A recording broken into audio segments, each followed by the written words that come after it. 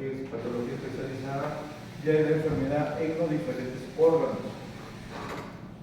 Patología es fundamental, como les dije, porque ya les va a servir para poder conocer la fisiopatología de su paciente.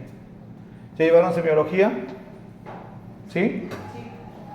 Entonces, gracias a su semiología, a su evaluación del paciente, a lo que el paciente les diga de lo que ustedes encuentren, van a hacer ustedes su presunción diagnóstica. Y en base a su presunción diagnóstica van a ayudar a determinar la patología por la que está pasando su paciente, ¿no? Si ustedes le dicen dolor de pecho, ¿qué piensan?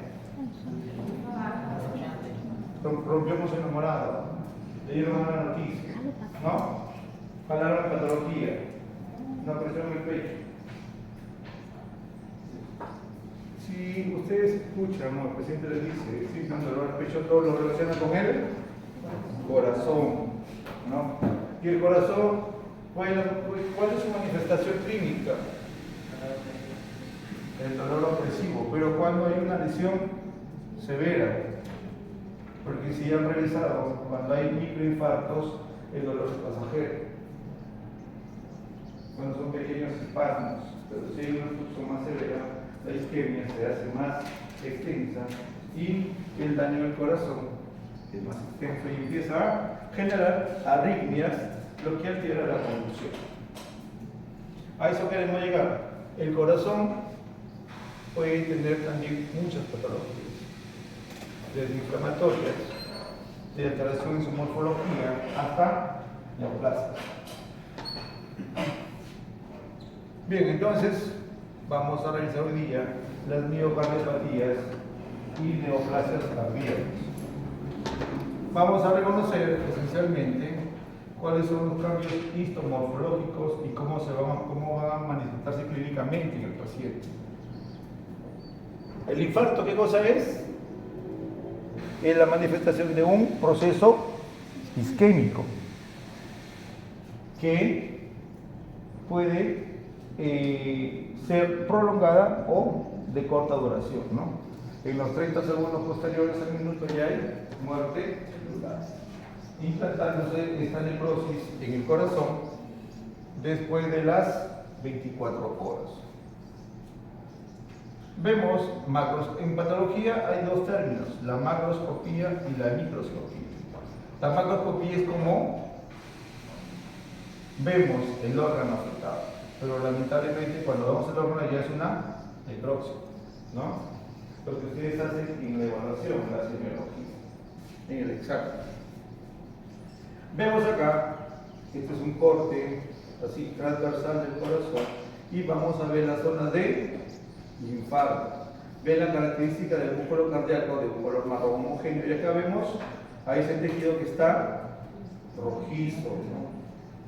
Muy laxo, casi como si se estuviera deshaciendo, no es muy frágil, porque hubo por acá una trombosis que llevó a la isquemia extensa en este órgano, ¿no? Vemos en este caso, ¿qué encontramos en esta estructura? ¿Ustedes se acuerdan la anatomía? ¿Han revisado el corazón anatomía? ¿Son normales estas dos cavidades? ¿A qué parte correspondería?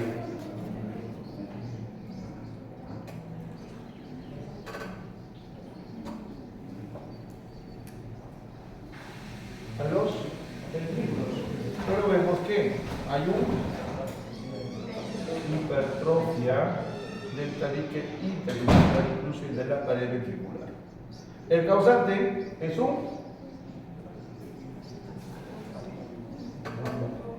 trombo. Pregunta, ¿cómo está construido el trombo? Patología 1. ¿Ah? Fibrina, ¿qué más? ¿Qué ven acá? ¿Qué ven acá? ¿Ah? Glóbulos rojos. ¿Y qué lo originan? Son los factores de coagulación que van ocluyendo toda esta arteria. En este caso es una coronaria. Ven que todo el trombo se ha adherido a la pared, esta es la capa muscular, de tal manera que solamente quedó un pequeño canal. pero este pequeño canal se volvió obstruido. Entonces, esto dificultó el paso y generó el infarto. ¿Cómo se llama esto? Arterioesclerosis. Y este es un trombo. Entonces, ocurre en un vaso arterioesclerótico. ¿Y aquí qué vamos a ver acá? Simplemente una matemática en matiz con fibrina. ¿Qué compone el trombo? Sencillo. Acá tenemos un resumen, el tiempo que pasa y lo que ocurre a nivel del músculo, tanto microscópica como macroscópicamente, ¿no? Si ocurre solamente 5 centésimas de segundo, no pasa nada.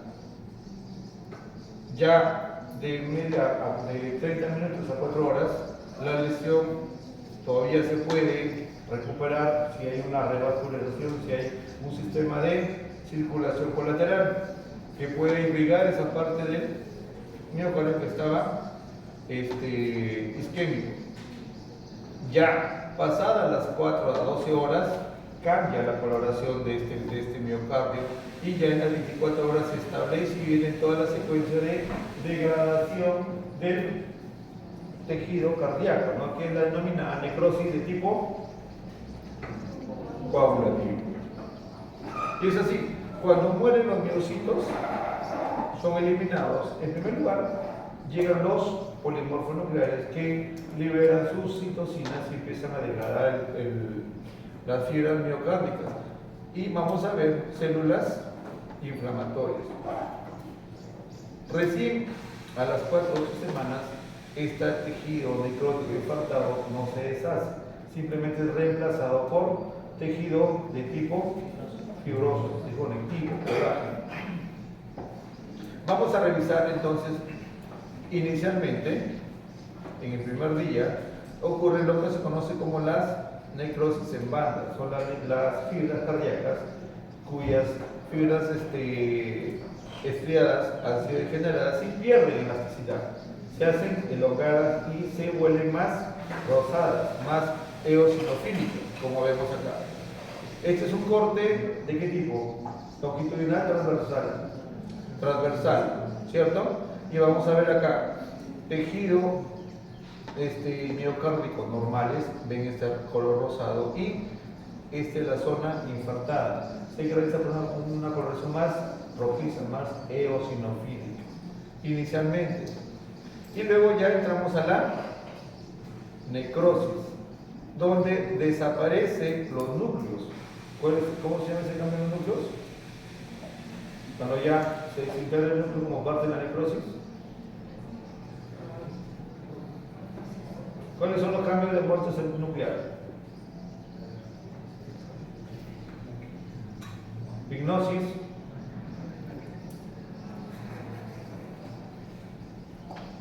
cariorexis y cariólisis. Ya están en cariólisis y vemos una gran masa de tejido hemático, glóbulos rojos, sangre, ¿no? Igual acá hay hemorragia. ¿Por qué hay hemorragia? Porque también se desintegran los vasos sanguíneos, los capilares, y se libera la sangre. Y esta es la zona de necrosis de tipo coagulativa. Y estas son las bandas que ya han perdido ya esa elasticidad y son más elongadas. Es lo mismo que lo anterior. Y luego, ya de los 24 a 48 horas, ya casi han desaparecido los núcleos, ¿no? Allá este tiempo ya hay alteraciones de inflamación aguda, hay polimorfos, luego llegan los monocitos. Y si recuerdan, los monocitos liberan citocinas que producen macrófagos o se transforman en macrófagos, van a liberar interleucinas y también citoquinas que van a traer fibroblastos para que produzcan colágeno y empiecen a reparar o a reemplazar a cada una de las fibras cardíacas. Luego acá, infiltrado inflamatorio, y ya a la segunda semana vemos que hay una gran proliferación de vasos sanguíneos. ¿Cómo se llama esto? Todo el proceso En conjunto, sí hay neurocirculación, pero en conjunto, ¿cómo se llama todo esto? Eso que reemplaza o que sirve de base. Tejido de granulación, neovascularización, células mononucleares y colágeno. Todo este conjunto es el tejido de granulación que sirve de base para reparar toda la lesión. Y vemos acá la secuencia. Esta neovascularización termina parchando esa zona de necrosis coagulativa en el corazón. ¿A qué nivel ocurren las isquemias? Son subendocardios, ¿no? Este es el endocardio, esta es la zona de un infarto subendocárdico. Si ustedes ven esta coloración es tenue, es una zona infartada, fibrosada. El músculo normal está acá. Como vemos acá, tejido muscular cardíaco, esto es zona infartada, o sea, un infarto pequeño que fue reparado. Y todo esto blanco es colágeno, es una cicatriz. A eso se le conoce. Esta imagen es el retrato de un infarto antiguo. Son pequeños infartos que ocurren ocasionalmente, quizás si el paciente no se dio cuenta. Son muy pequeños, que generaron quizás una molestia, pero no fue muy grave. El problema es cuando suceden estos en continuos ya generan una zona mayor de infarto. Lo que les decía, el endocardio, que está con el 1, vemos la zona de infarto, la zona más roja, ¿sí? Y indicativo de esos cambios a nivel celular, en la necrosis coagulativa que ocurre en los miocitos. Y si vemos acá, esta zona hipereosinofílica, igual que esta, corresponde a la zona isquémica. Esto es el epicardio. El epicardio está por dentro o por fuera. Está superficialmente, es donde se acumula la grasa. Estamos por fuera. Esto es el endocardio, el subendocardio, y siempre hay una transición, ¿no?, entre la zona infartada y las células normales. Lo que ocurre acá, el endocardio, la zona infartada eosinofílica, y ya tenemos acá una zona vacuolada que es la transición entre el infarto y lo normal. Y el 4 es el miocardio normal. Acá vemos igual, la zona infartada, la zona de miocitos vacuolizados y la zona de miocardio normal. Este está mayor aumento, casi lo mismo, pero es mucho más grande. Bueno, siempre para mostrarles que hay extensas zonas de necrosis que se ven mucho más rojas, más eosinofílicas. Dependiendo del calibre del vaso fluido, de las ramas comprometidas, mejor dicho, la ubicación. Si se infarta un vaso en su porción terminal, la isquemia va a ser pequeña. Pero si es a nivel del tallo o del tronco mayor, la isquemia va a ser mucho más extensa, ¿no? Entonces, si son una rama muy pequeña, ocurre el salvamento, no la circulación colateral, que termina reparando o irrigando parte de ese corazón, pero es isquémica y no hay mucha complicación. ¿Cuál es la complicación más frecuente de los infartos? Es la ruptura. ¿Y cómo se rompe? ¿Dónde se rompe?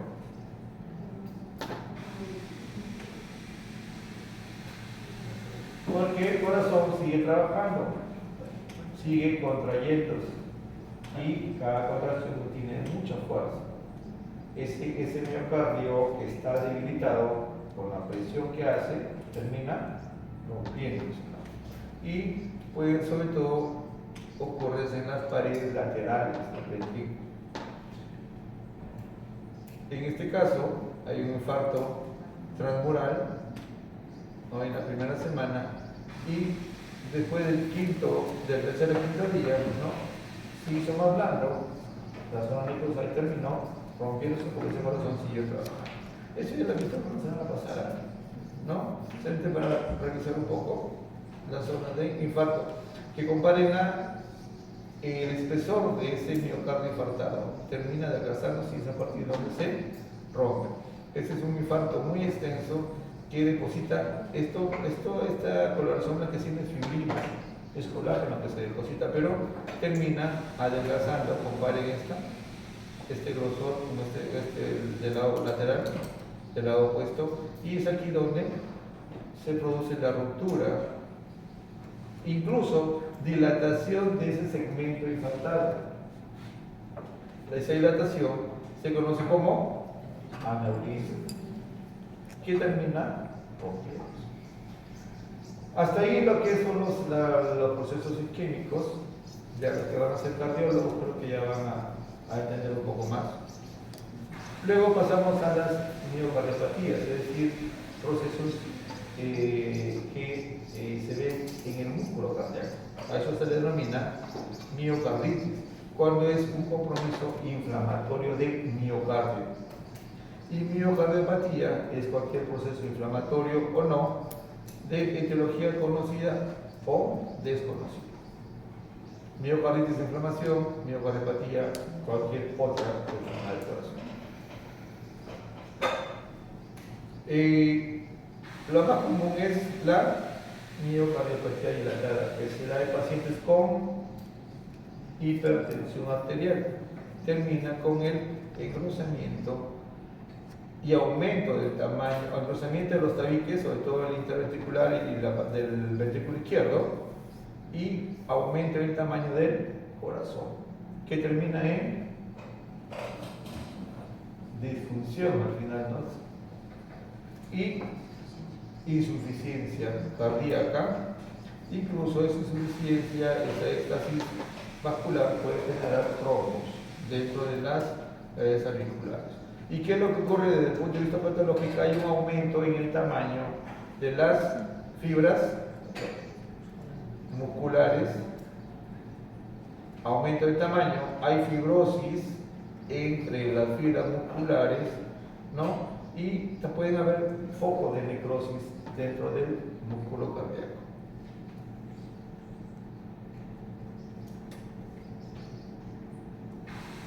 A ver, este es la.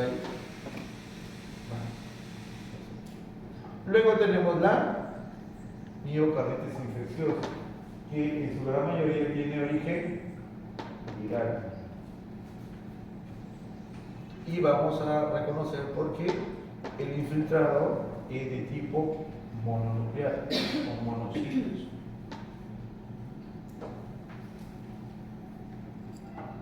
Vemos en este cuadro que el Coxsackie es el virus que produce con mayor extensión miocarditis, y otra variedad de virus como el adenovirus, virus de la gripe, el de la inmunodeficiencia y muchos más. Las riquecias, bacterias como la difteria, estafilococos, salvo que había estafilococos cuando hay, sobre todo, hipertensión cardíaca, cuando hay cirugías cardíacas, hay el riesgo de la contaminación. Parásitos también y las enfermedades por hipersensibilidad que producen también otro tipo de miocarditis. Miocarditis viral, un importante infiltrado constituido por células mononucleares, linfocitos y macrófagos. Esto es lo que le decía, la miocarditis eosinofílica se produce sobre todo en procesos de hipersensibilidad. ¿Cómo lo distingue? Primero, tiene que reconocer, eso es histología, qué tipo de tejido es, músculo cardíaco. ¿Qué más van a encontrar? Área de necrosis y infiltrado con predominio de eosinófilos. ¿Qué son los eosinófilos?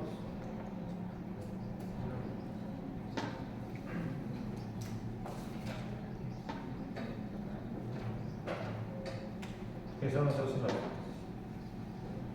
¿Dónde están? ¿Dónde aparecen?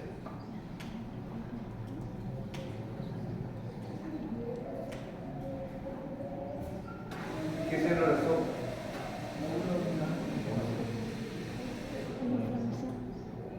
glóbulos blancos y ¿qué más?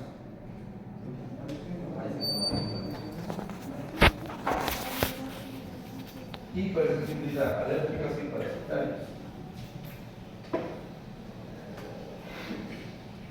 A mayor aumento vamos a ver las células cardíacas antes de necrosis y el infiltrado eosinofílico. Esa es la característica. Eso es lo que quiero que ustedes digan. O sea, en base a histología ya lo conocen de histología, permita reconocer y saber qué es lo que está sucediendo. Músculo cardíaco y abundante infiltrado eosinofílico. Miocarditis eosinofílica. Las células gigantes aparecen sobre todo en pacientes trasplantados, que son muy raros los trasplantes de corazón, ¿no? Pero aparecen en pacientes trasplantados como una forma de rechazo. Por eso hay células gigantes multinucleares. Igual, fibras musculares cardíacas y células gigantes. Músculo cardíaco normal, músculo con abundante filtro inflamatorio y por acá se van a ver células gigantes. También hay, es parte también la miocarditis eosinofílica se presenta en caso de rechazo de trasplante. Están relacionadas miocarditis eosinofílica con una miocarditis congénita que es posterior a la eosinofilia. Y la de Chagas, donde vamos a encontrar que estos parásitos van a estar dentro de la fibra muscular. Esto lo repetiré porque ya no encontró más Chagas ahí en Perú, pero es la única imagen que encontré. Luego vamos a ver las endocarditis. ¿Cuál es la distribución de la estructura de la pared del corazón? De adentro hacia fuera. Interiormente es el endocardio, miocardio y pericardio. Las endocarditis son procesos asociados a infecciones valvulares, fiebre reumática, valvulopatías, y se continúan por la parte interna, o sea, es una continuación de la superficie valvular hacia el endocardio, porque es lo mismo, tienen la misma envoltura, tienen la misma cubierta. Esta es la válvula y esto está recubierta internamente por endocardio. Esta es la válvula y vamos a ver que sobre este endocardio el depósito bacteriano destruye las válvulas, genera inflamación y esa inflamación genera calcificación y posterior insuficiencia valvular que termina en insuficiencia y termina muchas veces siendo reemplazadas. ¿Qué es lo que vamos a ver acá? Esta es las válvulas cardíacas que se continúan con el endocardio. Aquí vemos esta imagen a mayor aumento. Son el acúmulo de bacterias que están erosionando, destruyendo parte del endocardio. ¿Preguntas hasta ahí? En el corazón ocurren procesos inflamatorios y lo más conocido es el derrame cardíaco, ¿no? Pero para eso tenemos que recordar que, al igual que la pleura, el corazón tiene una hoja que tiene dos caras, ¿no? Una visceral y una parietal. Histológicamente, esta cubierta tiene el mesotelio, el tejido graso que cubre el corazón y el miocardio. Causas: procesos inflamatorios, procesos de tipo patológico como insuficiencia renal, ¿no? O a veces también procesos respiratorios, que va a generar signos como disnea, octornia, dolor interarticular, dolor abdominal, y que genera porque en el espacio que existe entre el pericardio visceral y el parietal se empieza a acumular líquido que normalmente existe, porque hay un líquido que lo sirve para lubricar y facilitar el constante movimiento del corazón. Alrededor de 15 hasta 20, 30, luego dicen de 30 hasta 50, ¿no? De un líquido claro transparente, que es fisiológicamente normal.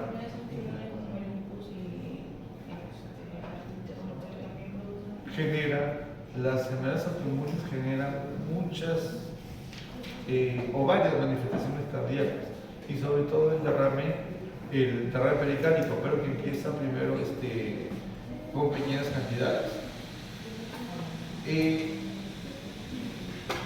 Si esto progresa, este líquido que está en el espacio genera pequeñas adherencias que se conoce como fibrina, y que externamente genera una superficie rugosa, ¿no? Blanquecina, que es característica de una pericarditis fibrinosa. Todas estas imágenes son esencialmente necropsias. Vemos, este es el pericardio. ¿Qué pericardio es este? Visceral, y esta es la hoja. Y entre ellas vemos unas pequeñas extensiones blanquecinas. Esta es la fibrina. Esta es la imagen que corresponde a una pericarditis fibrinosa. Acá vemos que esa fibrina se hace rugosa y cambia la característica macroscópica de la hoja visceral del pericardio. Incluso, o sea, no solamente hay fibrina, sino también hay líquido. Este contenido es líquido, ¿no? Muchas veces parece hemático. Histológicamente vamos a ver estos filamentos de exudado fibrinoso que están sobre el pericardio visceral. Esta es la capa de grasa que cubre el corazón, y acá tenemos al miocardio. De la misma constitución, ¿no? Vemos acá extensa zona de fibrina, el miocardio. Este es el pericardio visceral. Acá hay una extensión mucho mayor, pericardio y tejido adiposo, y esto es la extensión de fibrina. ¿Lo mismo acá? Hay personas que tienen más grasa que otras, ¿no? Y esa es la observación que dio su compañero. Acá no hay mucha grasa, pero acá sí. Eso depende de la constitución anatómica de las personas. Esta es una extensión, este es a nivel valvular, pero vemos grasa, vemos el pericardio, y acá tenemos el miocardio, casi lo mío. Muy bien. La hemorrágica, ¿qué cosa es? O el derrame pericárdico hemorrágico, es acúmulo de sangre en el espacio pericardio. Mayormente se deben a procesos de tipo quirúrgicos, a rupturas, en el caso de infarto de miocardio. Y muchas veces se acumula tanto la sangre que produce el denominado taponamiento cardíaco y produce la denominada muerte súbita. Y ¿qué vamos a encontrar? Simplemente en el espacio pericárdico gran cantidad de sangre, coágulos. Sencillo. Que muchas veces le da esa característica rugosa, rojiza, y está asociado a tumores metastásicos hacia el corazón y en tuberculosis. Como les decía, puede llegar a desarrollar una pericarditis constrictiva. Y el pericardio, pero con un patrón diferente. abundante infiltrado linfocitario, y esto es la denominada necrosis gaseosa. Si es necrosis gaseosa, ¿de qué se trata? Tuberculosis. Si usted se encuentra en necrosis gaseosa, granulomas, en corazón, es una tuberculosa cardíaca o una tuberculosis cardíaca, o en este caso, si está a nivel del pericardio, es una tuberculosis pericárdica o pericarditis tuberculosa. Si encuentra un granuloma en un ganglio, es una tuberculosis ganglionar. Por eso es que le decía, es básico que ustedes reconozcan la lesión y van a relacionar. Y este es el ejemplo ya de una pericarditis constructiva. Ese pericardio se fibrosa de tal manera que ya no deja que el corazón se expanda, lo que genera la detención de la función cardíaca. Pericarditis purulenta, igual acúmulo de material purulento en el espacio pericardio. Y luego pasamos a los tumores cardíacos. Las neoplasias en corazón son raras, pero sí hay, siendo las más frecuentes los denominados mixomas. Hace poco llegó uno, mixoma más o menos también, y se producen a nivel de aurículas y generan pues la clínica de un proceso obstructivo, porque crece dentro del aurículo y ya dificulta el llenado. Puede llegar a medir de 1 hasta 10 centímetros.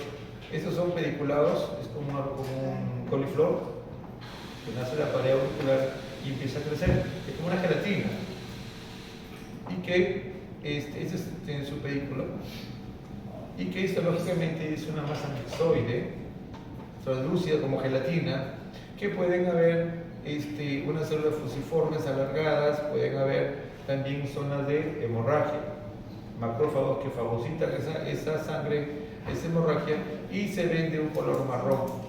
Las células fundamentalmente son células estrelladas. Estas son las células del mixoma. Son fusiformes, estrelladas, que forman sincicios y vamos a una gran vascularización. Y esta zona rosada es el material mixoide, es como la gelatina. Estos es el fondo mixoide, las células mixomatosas, y estos simplemente son macrófagos que han fagocitado la sangre que se produce dentro del tumor. Y también hay estas pequeñas formaciones vasculares que tienen un patrón digitiforme. Esencialmente lo que ustedes tienen que saber es que los mixomas, ¿no?, son neoplasias que se ubican en las aurículas y son las más frecuentes. No, son más auriculares.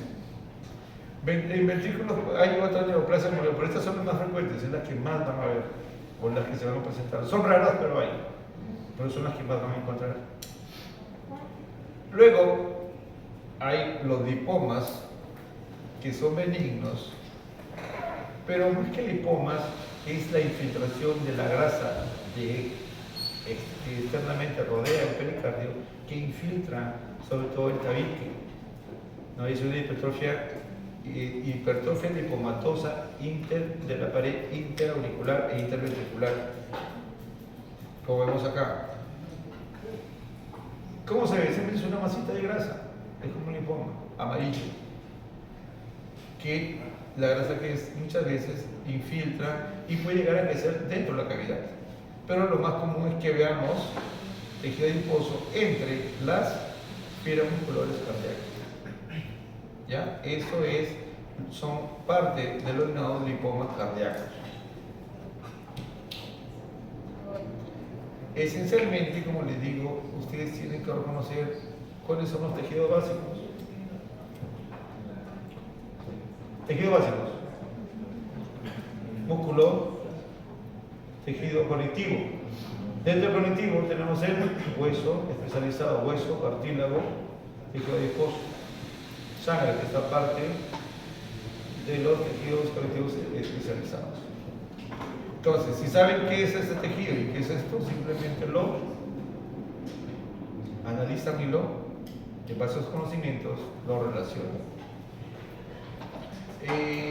Los rhabdomiomas cuando crecen ya producen procesos obstructivos, ¿no? Hay un crecimiento de los miocitos, porque más que crecimiento es el acúmulo de colágeno alrededor de los miocardocitos, de tal manera que el músculo se reduce y adopta un patrón que dice en forma de araña. Es una masa homogénea, blanquecina, amarillenta, que normalmente está en los ventrículos o en los tabiques interventriculares. Y adoptan este patrón.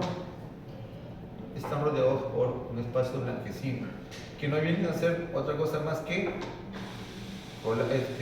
colágeno. Colágeno que reduce el tamaño, ¿no?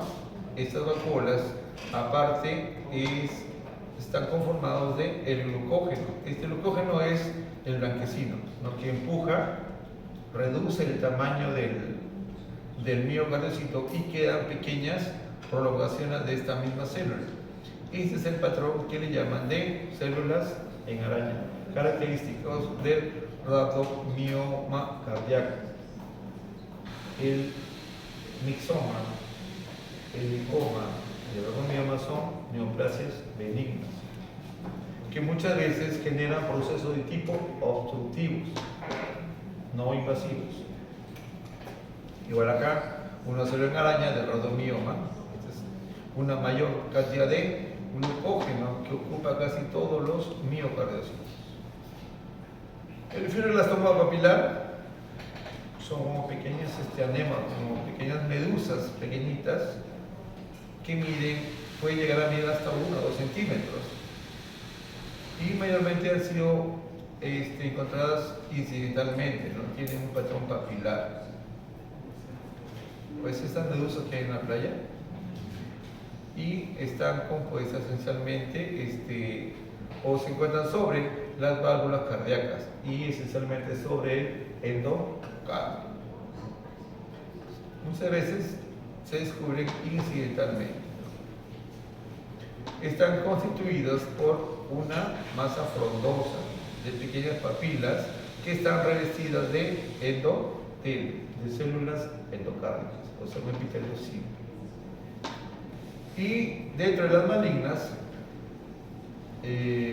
mayormente en pacientes pediátricos y adultos mayores, son el angiosarcoma, el rhabdomiosarcoma. Pero de estos, el más frecuente es el angiosarcoma, que viene a ser una forma de células endoteliales malignas, células epiteliales que inicialmente fueron endotelio, pero que se malignizaron y formaron una gran masa de células endoteliales con fragmorfismo nuclear, generan una gran cantidad de una microvasculatura donde hay zonas de hemorragia. Vemos, todas estas son células endoteliales que forman parte del angiosarcoma.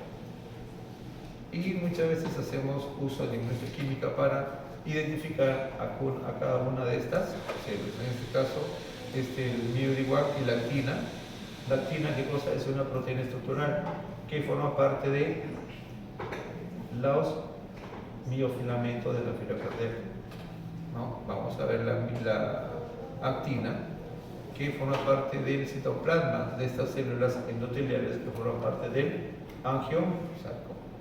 Muy bien. Preguntas hasta aquí.